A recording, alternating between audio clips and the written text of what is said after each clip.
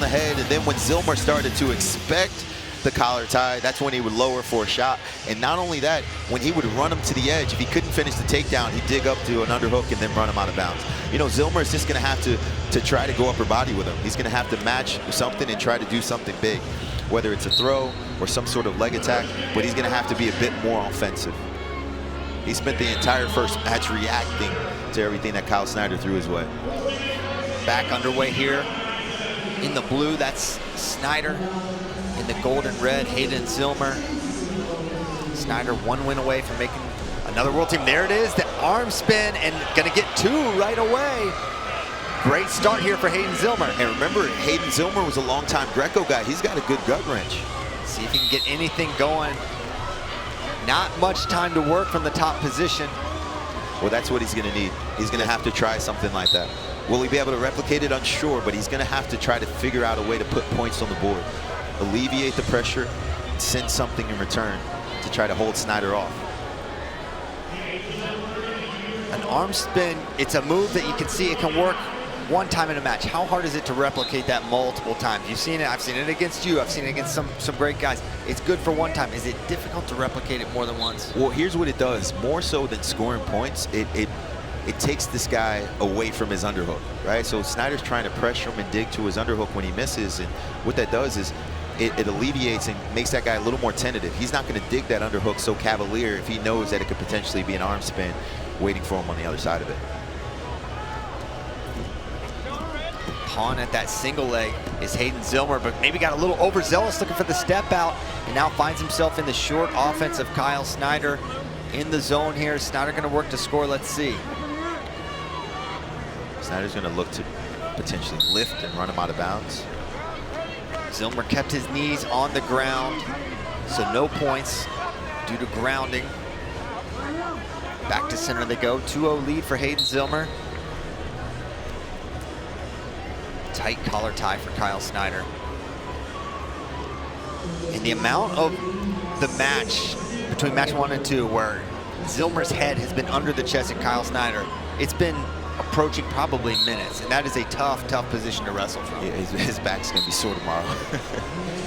You know, and by design, Kyle is being relentless with his pace. Good quality pressure, Nice. and look at that roll head, snap right to the ankle pick. That's beautiful setup there. Looked like the 2015 low level he hit against Gadisov in the World Finals. Textbook vintage Snyder there on that low level shot. And just like that, Snyder into the lead, 2-2 by criteria.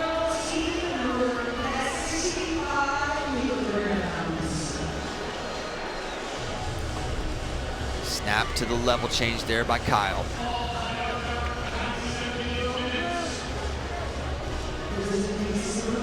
Ear to ear they go.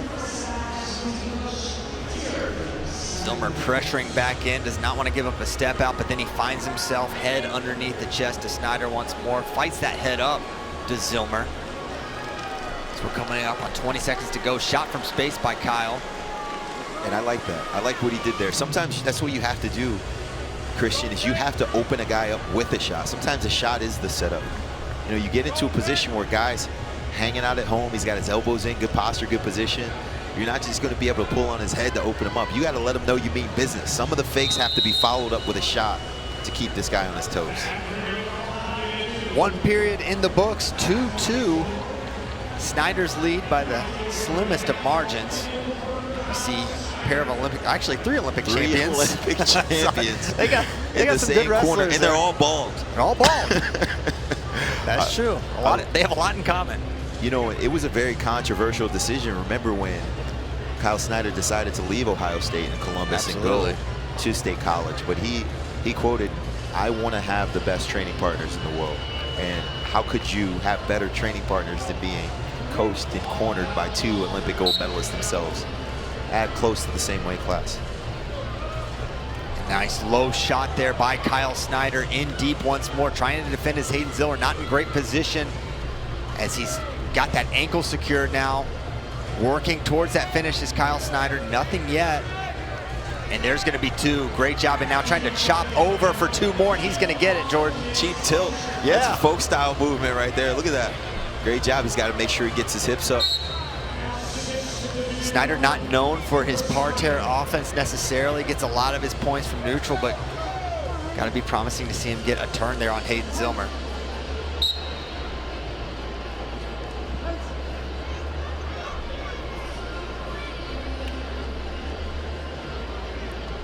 Jake Varner, the last domestic loss for Kyle Snyder back in the 2016 Olympic trials.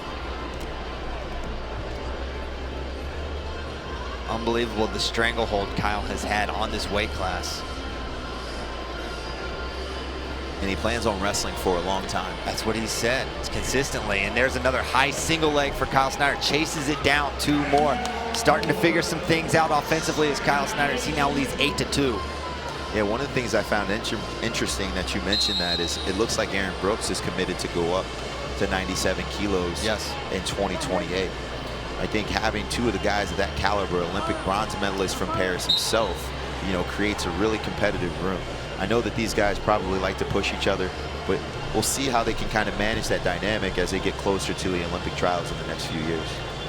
Yep, 3 years away in LA 2028. It's one of the many collisions we're looking forward to for those Olympic trials. But right now, making the world team is the pinnacle for Team USA here. Final X, minute 23 to go. 8-2 lead here for Snyder.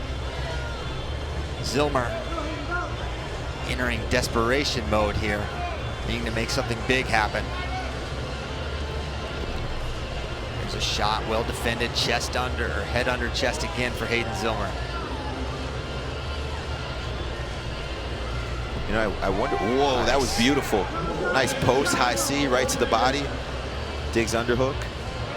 Now this whizzer seatbelt position as he drives towards the zone. I thought he might have gotten the feet up, but not enough. Zillmer was able to stay grounded and avoid giving up the point. 8-2 still, 51 to go. You know, and I wonder if Snyder's starting to transition to this upright style to really help him transition for his taller opponents. You know, some of the guys that he's wrestled over the last year or so have been a little bit taller. Oh, yeah. The Iranian and Tajizinov from Bahrain. Those guys are, you know, above 6 foot. They don't shoot often, but he's got to learn how to wrestle a bit taller opponents. Guys like Hayden Zillmer. He's done a great job so far today. Zillmer had him towards the zone, but great recovery. Snyder walked the tightrope there. Front headlock here. 21 to go. Snyder not showing much sign of fatigue despite a lot of output. Same could probably be said for Zillmer. Another shot for Kyle. Comes up underneath, 14 seconds to go.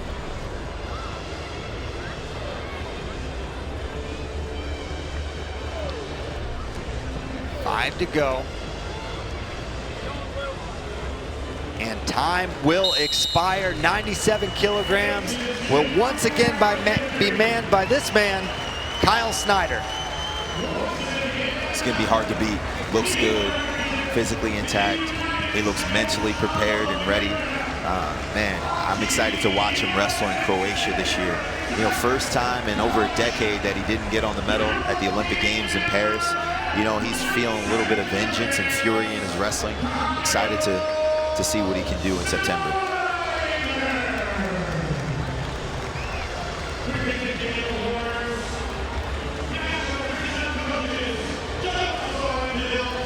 Take a look at just how Kyle was able to get it done.